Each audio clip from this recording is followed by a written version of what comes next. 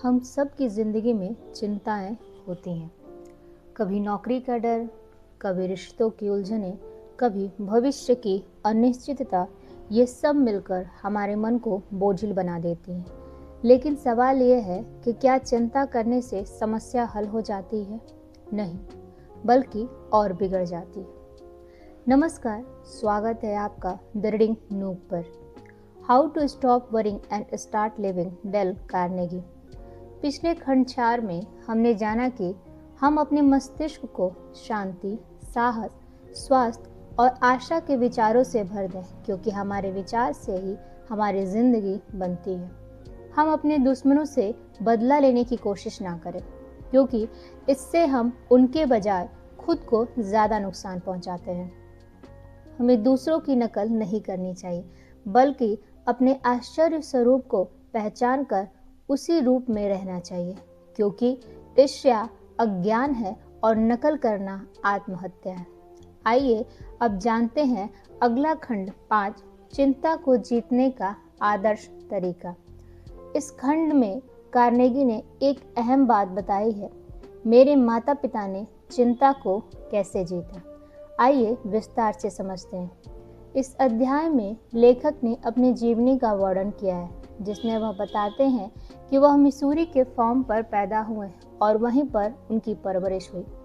उस जमाने के ज़्यादातर किसानों की तरह उनके माता पिता भी कड़ी मेहनत करते थे।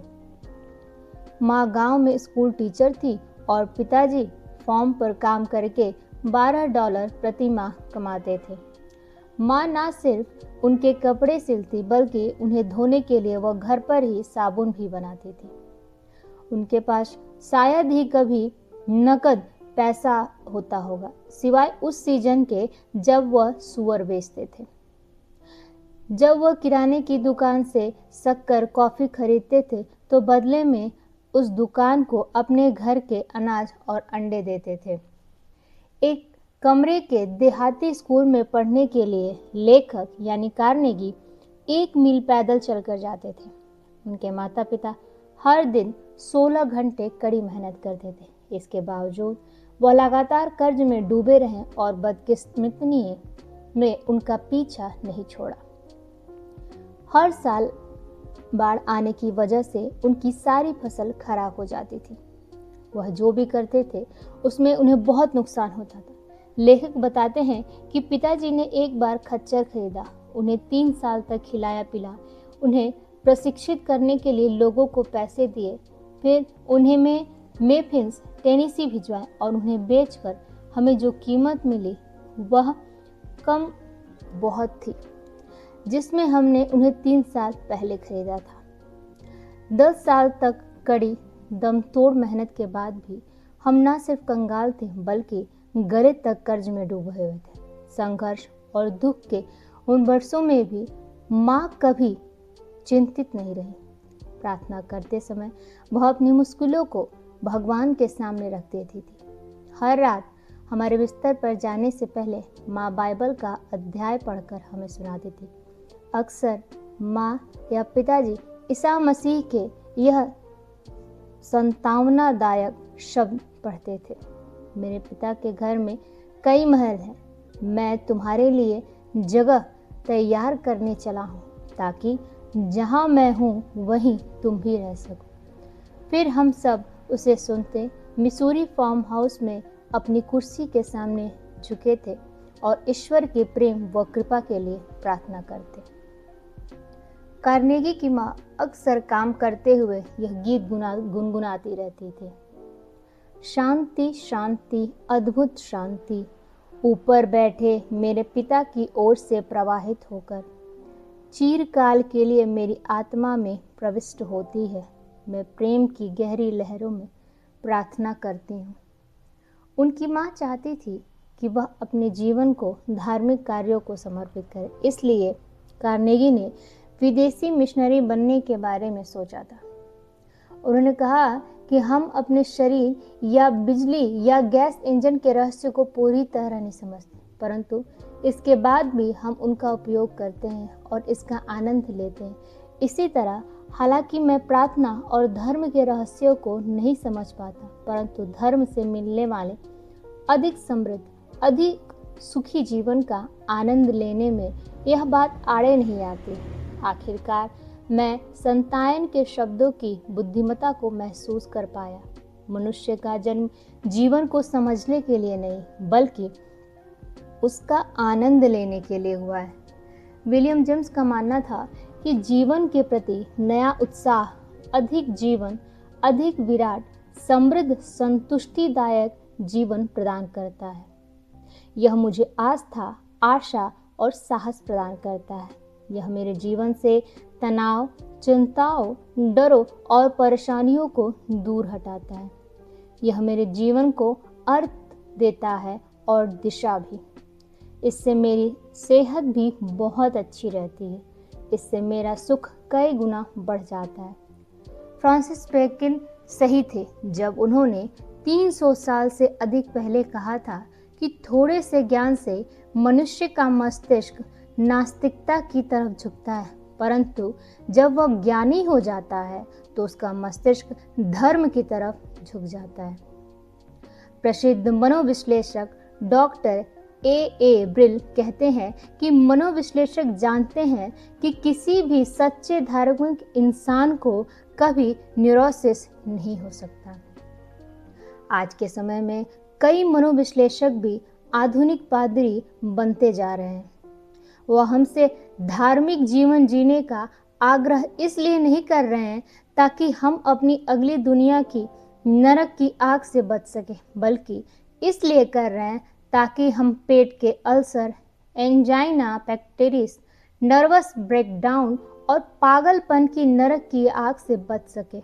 हमारे मनोवैज्ञानिक और मनोविश्लेषक क्या सीख रहे हैं, इस बारे में विस्तार से जानने के लिए डॉक्टर हेनरी सी लीक की पुस्तक द रिटर्न टू रिलीजन हमें ज़रूर पढ़नी चाहिए। ईसा मसीह ने दावा किया कि धर्म के बारे में सिर्फ 2 ही बातें महत्वपूर्ण हैं, पूरे दिल से ईश्वर से प्रेम करना और दूसरा अपने पड़ोसी से अपनी तरह प्रेम करना। जो इंसान यह करता है वह सच्चे अर्थों में धार्मिक है, चाहे उसे इस बात का पता ना हो। बुद्ध के महात्मा भारतीय प्रणेता स्वर्गीय महात्मा गांधी धराशायी हो गए थे अगर उन्हें प्रार्थना की शक्ति का सहारा नहीं मिला होता, क्योंकि गांधी जी ने खुद कहा था कि बिना प्रार्थना के तो मैं कब का पागल हो चुका होता। हजारों लोग इसी तरह की बातें कह रहे हैं। मेरे अपने पिता ने डूबकर हत्या करनी चाहिए। अगर उन्हें मेरी माँ की प्रार्थना और आस्था का ख्याल ना होता तो हमारे घर भी इस तरह की घटनाएं घटित हो सकती थी। हजारों पागल खानों में इस समय जो हजारों लोग टॉर्चर हो रहे हैं और चीख रहे हैं, शायद उन्हें बचाया जा सकता है अगर उन्होंने जीवन की लड़ाइयों को अकेले लड़ने के बजाय किसी अधिक ऊंची शक्ति से मदद मांगी होती। ईसा मसीह ने अपने शिष्यों को समझाया था कि चिंता से कैसे दूर रहें। आइए जानते हैं।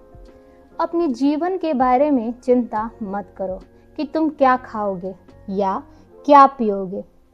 ना ही अपने शरीर की चिंता करो कि तुम क्या पहनोगे। क्या जीवन सिर्फ देह से अधिक नहीं है?